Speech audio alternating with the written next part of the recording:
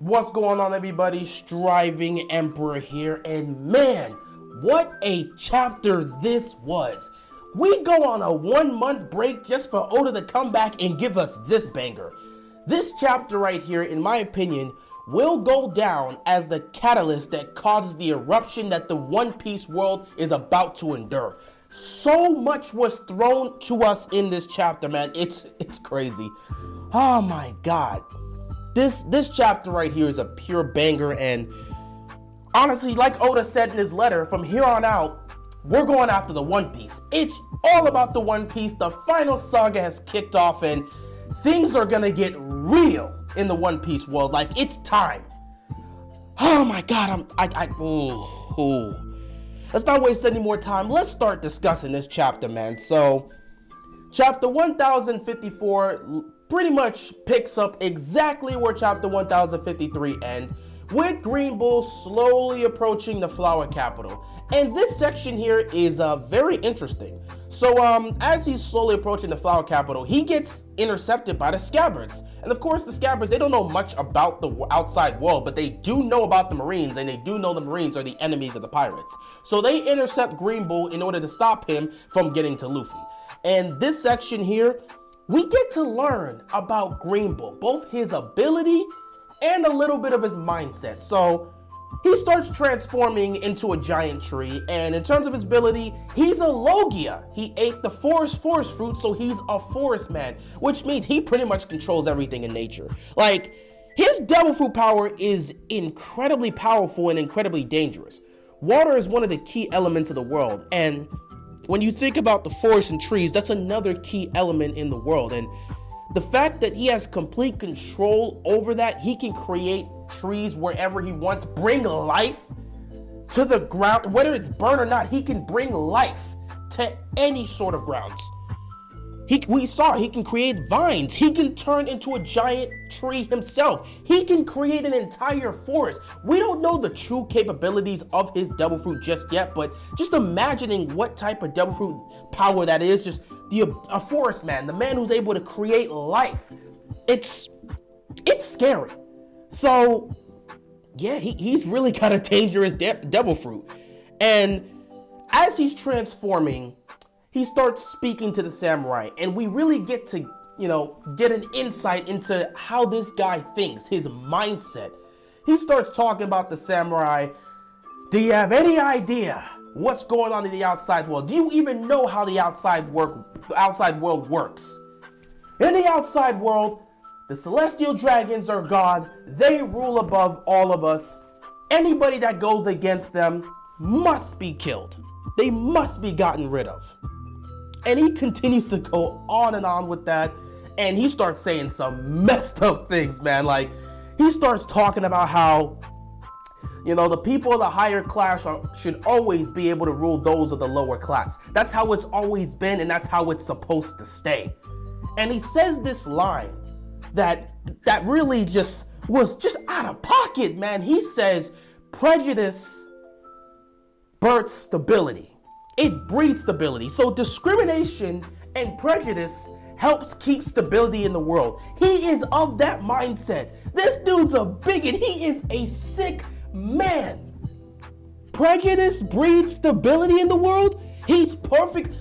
Green Bull is a man that is perfectly fine with the way the One Piece world operates. He's perfectly fine with the Celestial Dragons. He's perfectly fine with everything that's happening right now. He has no issue. His mindset is actually more dangerous than Akainu. If I'm being honest, it's more dangerous. Because he's perfectly fine. Prejudice, discrimination, he's fine with that. He says that's what makes the world go round. He's crazy. And then he gets more violent with it and starts speaking to the samurai because they're not part of the outside world. They're an isolated area. So he's like, well, because y'all are an isolated area and you're not a part of the outside world, I can slaughter everybody here and nothing will happen. It will be perfectly fine if I just kill all of you. This guy is crazy.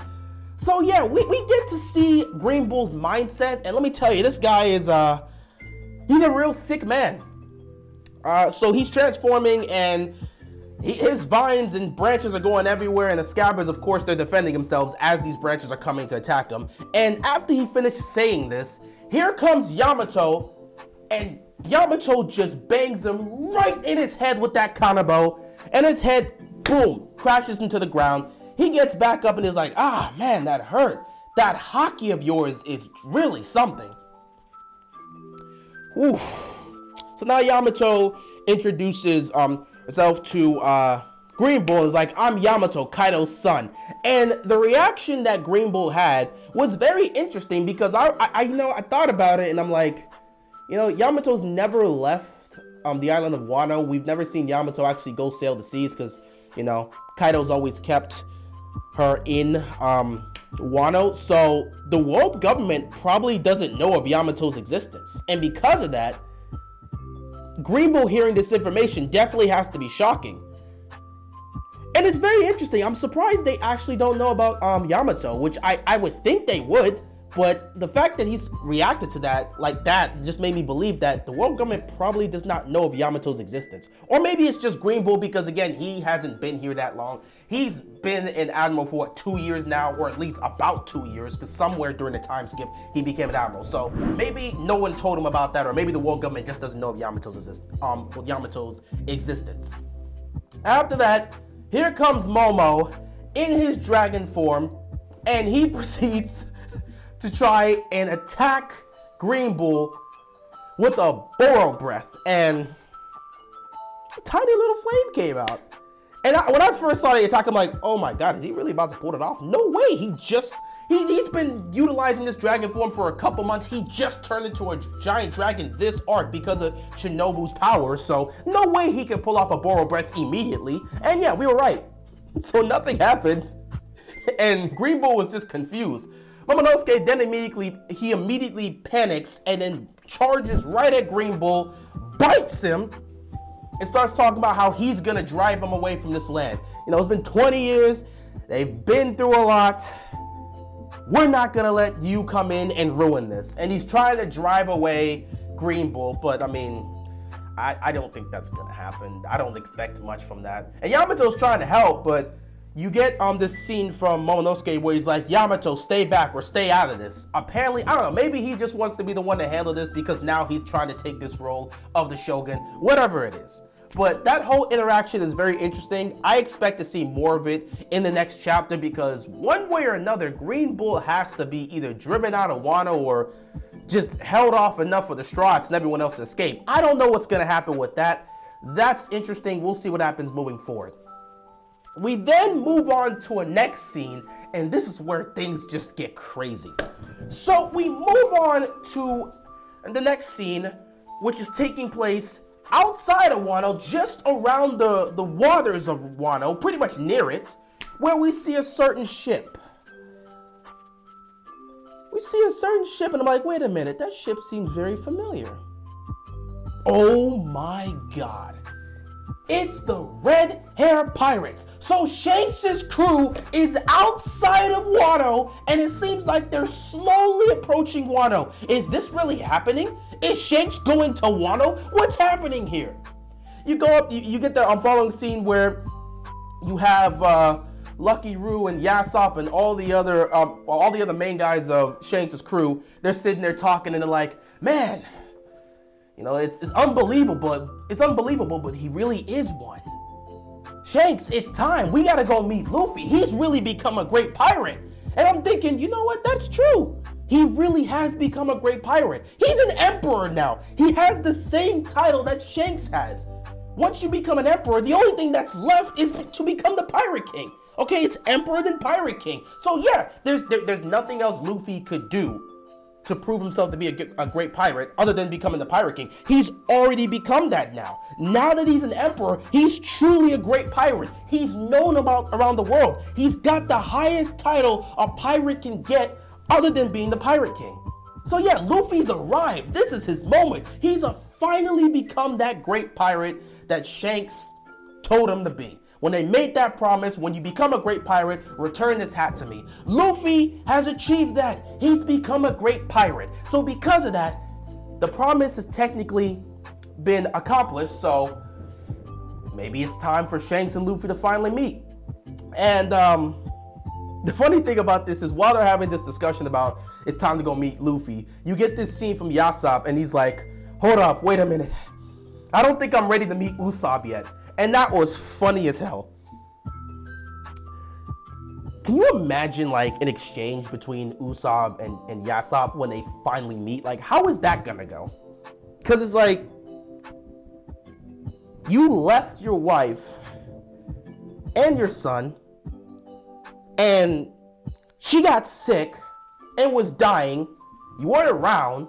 She went and died, and then for like a whole nother 10 years, or at least, 10, 12 years, Usopp's still in his village, pretty much on his own, maybe being raised by some of the villagers there, I don't know, but he's on his own, no mother, no father, never sent a birthday gift, never sent a birthday card, never even tried to come back to that island once.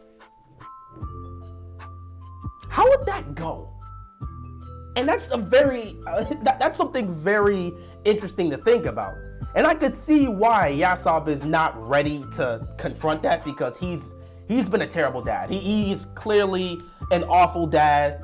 He left his wife and kid and just went off on an adventure and never came back to check on them. Wife died, didn't check on him. Son's been on his own, didn't check on him. He did nothing. So yeah, he's been an awful father. So I could see why he's not ready to kind of be face to face with the son he abandoned 12 years ago? Whew, that part was funny. But then we move on to Shanks, and he's looking at, Luffy's, he's looking at the newspaper, and he's looking at Luffy's picture, the picture that they use with Luffy being in his Gear 5 form. So it's Luffy in Gear 5th.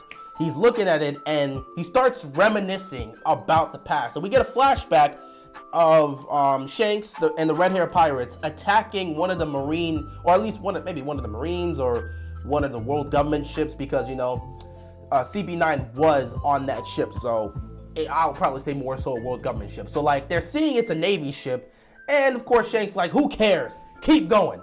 And we get to see a young who's on that ship, and yes, he's clearly a member of CP9 at the time. He's got the horns, but we can't really completely see his face because his eyes are covered up. And he's confused. He's like, why are they attacking us? It's not like we have any treasure on this ship. All we have is this one devil fruit. And isn't it the one that makes you rubbery? So you get that scene, and it's interesting to think about because it makes you think that Shanks knew about what that devil fruit was about. And honestly, I think we can all make the assumption he did, because why would he attack that ship specifically?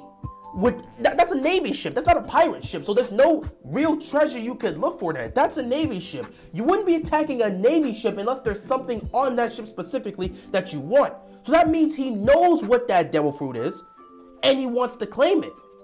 And then you get the next scene where it's just a flashback of him hanging out with Luffy way back in the day.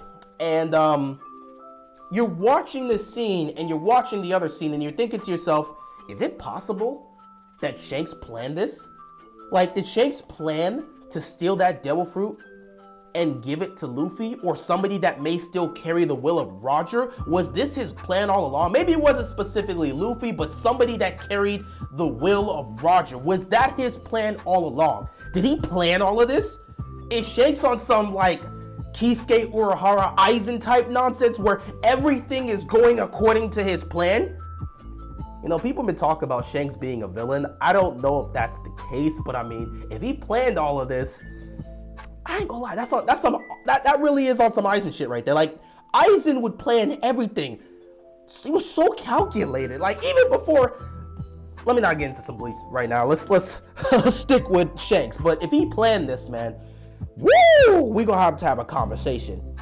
I truly don't believe that he planned it specifically for Luffy. I do believe that he knew about the devil fruit, but his plan was to give it to somebody that maybe carried the will of Roger, and he just happened to meet a kid in Luffy that carried that will. So maybe he was deciding, I don't know. I gotta see how this plays out. I really do have to see how this plays out.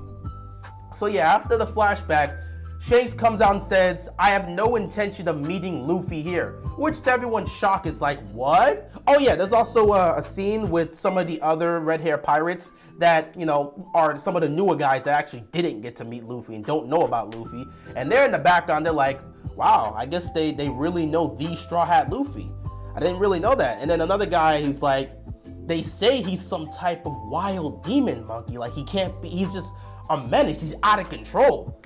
So yeah, I mean, the rumors of Luffy continue to go, but the funny thing is, I'm surprised they actually call him the Straw Hat Luffy. That just shows that Luffy's clout is really up there. He's now the Straw Hat Luffy. He's that known. Okay, but going back to Shanks, he says, I have no intention of meeting Luffy here, which I find confusing because why are you in Wano? Like, why are you here? If you have no intention of meeting him, why are you here? Why are you in the waters of Wano? What point could you possibly have to be here if you're not coming to see Luffy? I just don't know. And so he then brings up a situation that they're dealing with. He's like, what about that situation involving that guy? And he's like, oh, you mean that Bartolomeo? That Bartol guy? Yeah, apparently he's claiming that he's Luffy's subordinate. He's going around burning our flags down and putting Luffy's. It's like, yeah, and Shake's like, yeah, well, we can't just let that slide. You know, we have a reputation to hold up, so we got to deal with that. And it's like, I mean, okay. And I'm looking at them, I'm like, really? Really? So, first of all, why are you in Wano if you're not here to meet Luffy? And secondly, you don't want to meet Luffy who's just become an emperor, but you want to go deal with some situation involving Bartolomeo that any of your other allies could potentially deal with? Like, I don't understand, like, what are you doing, Shanks? What are you doing? You know what? Maybe this is the key. This could be the key that actually gives us an opportunity to have Luffy and Shanks fight. I'm not of the mindset that Shanks is a villain, but I am of the mindset that Luffy and Shanks will have a fight. Like, they will engage. I don't know if it'll be a serious fight or what. I just believe they're gonna fight at some point. And this could be the catalyst. So we'll see where that goes. You then see Shanks slowly go up to Ben Beckman, who's sitting down and reading a newspaper. He's got some sake in his hand, pours himself a drink, hands it to Ben Beckman, and then he looks at Beckman and say, hey Beck, isn't it about time we go and claim it? And Beckman says nothing. And then Shanks says the One Piece. All right, so Shanks is in the running to get the One Piece. First of all, can we really speak on the fact that we're actually seeing Shanks in a chapter? Like, Shanks does not appear often. You'll get him show up he'll have like one appearance where he'll show up for like 2 or 3 pages and then he's gone for like 400 chapters. And then we'll see a moment of him reading a newspaper. It seems it's finally time for us to meet Luffy. And then we won't see him for another 300 chapters. Like, Shanks does not appear much in this story. So when we get a chapter where Shanks is in it and he's having a conversation like this, it's insane to think about. But now Shanks is in the running for the One Piece? Like Oda says, from this point on, we're going for the One Piece. And Shanks is all in for the One Piece. Man, I might have to talk about this in another video, man. Shanks is in the running for the One Piece. It's funny how he waits for Big Mom and Kaido to get defeated before he goes and does that, but man, Shanks is in the running for the One Piece. And I don't blame him. Who's in front of him? I mean, Blackbeard's definitely somebody he's gonna have to face, and of course Luffy's in the running, but other than that, it's Buggy. Yeah, this will be the perfect time with Big Mom and Kaido out the way. Yeah, it's time to go get the One Piece. But alright, that scene was crazy. We now transition over to some crazy nonsense as well, because again, the world's in shambles. That part was just about Shanks. Now it's time to talk about what happened at the Reverie. So we move on to some area. I don't even know where they are. In some Navy headquarters where you have Akainu, Kizaru, and I believe this new guy his name is Tensai or something, or Tensai. I believe he's a vice admiral, but he's the guy responsible for doing all the reports. And they're having a discussion as to what happened at the Reverie. So obviously at the end of Act 2, there was something that was going out involving Sabo that was clearly affecting the world. And we saw in chapter 1053, there was this area where we saw a huge picture of Sabo and people were just around it. So it wasn't like a huge panel, but like it was a panel that where you saw like Sabo's face. It was like a huge banner of Sabo in the last chapter. So we kind of wanted to know what was going on with that. Whew, we really do find out. So the chapter was called Flame Emperor. And you would wonder, why would it be called Flame Emperor? Like, unless something has to relate to that. Oh yeah, something definitely relates to that. We get to hear about what happened at the Reverie. So, apparently, some big news happened. Sabo, according to the news, Sabo has murdered King Cobra.